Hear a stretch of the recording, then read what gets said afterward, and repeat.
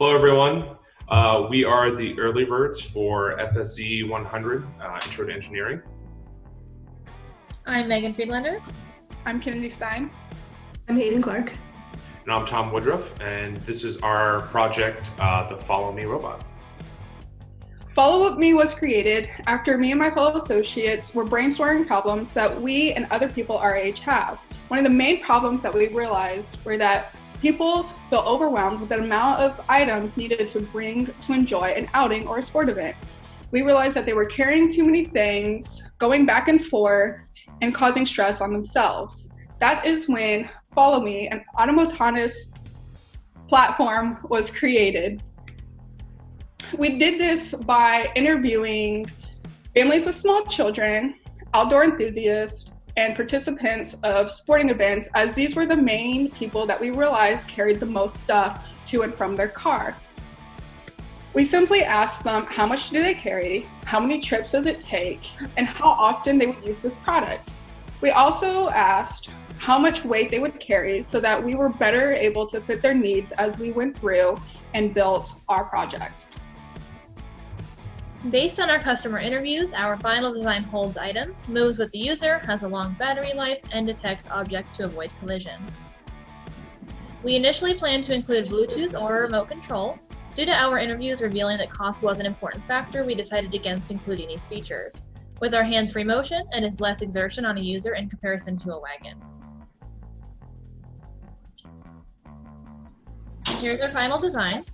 The ultrasonic sensors in the front determine the distance between the user and the product.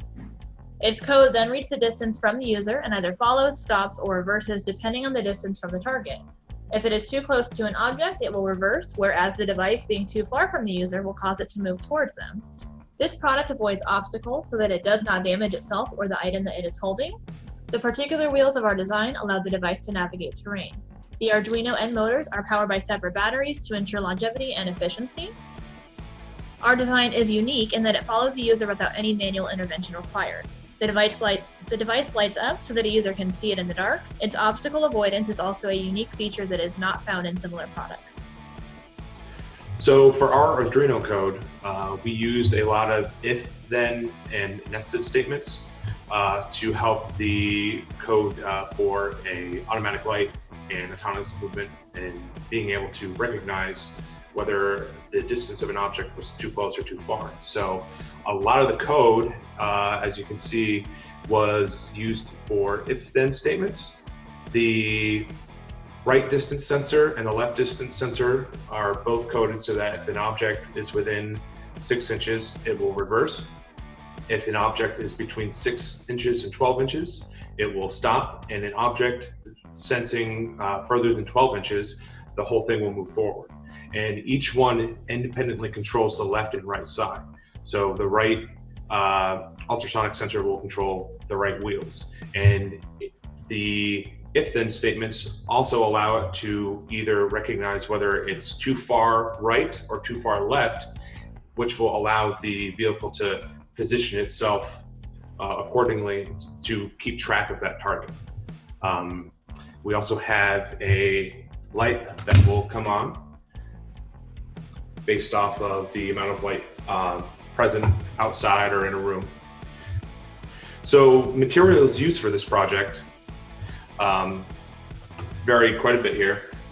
So we have LEDs, a photo cell, all the wires that came with our Arduino kit, 4 motors, a L293, it's actually one that we used here on the breadboard. We also have batteries and foam board, glue, electrical tape. This all totaled right around $106. We all contributed to that.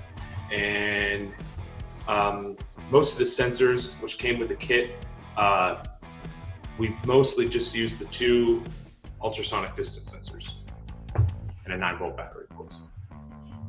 Teamwork for this project was the key to success because we all used our individual talents to stay on track. From the beginning, we all contributed to the CAD model, and then from there, we separated the work that led to our final presentation. Tom was our team leader and kept everyone in communication, and other team members kept on project documentation. Megan was the lead member for project buildup with the support of Tom, and Tom was a lead member in charge of code with the support of myself. This final PowerPoint presentation was a team effort by Kennedy and also myself. This leads into the main lessons from this project. First being communicating about your strengths and weaknesses from the beginning as an individual leads to team success because your final project comes out more well-rounded. Second, not all features you want to include from the beginning may be possible, and that's okay. It all depends on customer wants and needs.